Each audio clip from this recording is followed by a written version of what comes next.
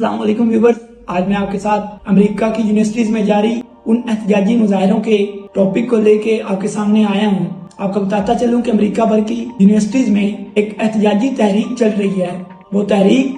فلسطین میں 200 سے زائد دن سے جاری جنگ کو لے کے ہے۔ یہ تحریک شروع ہوئی کولمبیا یونیورسٹی کے اسٹوڈنٹ کی طرف سے، جو بتدریج پھیلتی ہوئی امریکہ بھر کی پوری یونیورسٹیز میں پھیل گئی۔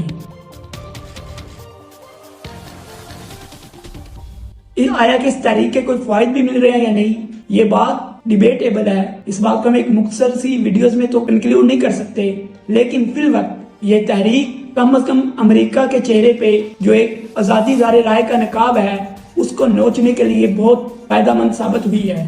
ہوتا کیا ہے، امریکہ کی یونیورسٹیز خصوصاً کولمبیا میں ایک تحریک شروع ہوتی ہے کہ غزہ میں جاری جنگ کو بند کیا جائے۔ اب یہ تحریک وہاں کے طلبہ شروع کرتے ہیں، وہ علامتی احتجاجی کیمپ لگاتے ہیں اور انہی کیمپ میں رہنا شروع کر دیتے ہیں۔ ان کی ڈیمانڈز ہوتی ہیں کہ ان کی یونیورسٹی ان تمام کمپنیز کا بائیکاٹ کرے اور خصوصاً اسرائیل کے ساتھ مالی معاملات ہیں اس کو ختم کیا جائے، اور اس کے ساتھ ان تمام مالی معاملات کی آزادانہ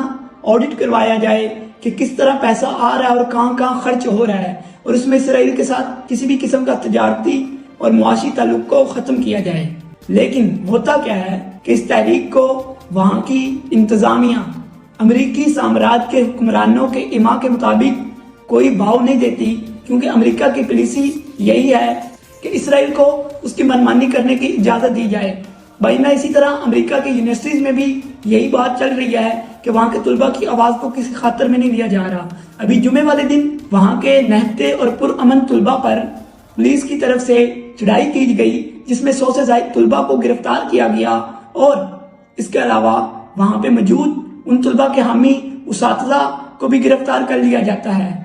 اور یہ کم از کم امریکہ کے چہرے پہ ایک بدنما دعا ہے کہ ایک طرف تو وہ آزادی زار رائے کا چیمپئن بنتا ہے، دوسری طرف اپنے اندر اپنی عوام کی طرف سے اٹھنے والی آوازوں کو دبانے کی ہر وہ کوشش کرتا ہے جو ایک آمرانہ ریاست میں کی جاتی ہے۔ ضرورت اس امر کی ہے کہ دنیا بھر سے اٹھنے والی وہ تمام انسانیت کی خاطر آوازوں کو سنا جائے، اور پوری دنیا کے بااثر حکمران اور بااثر ریاستیں اس آوازوں کو خاطر میں لاتے ہوئے اسرائیل پر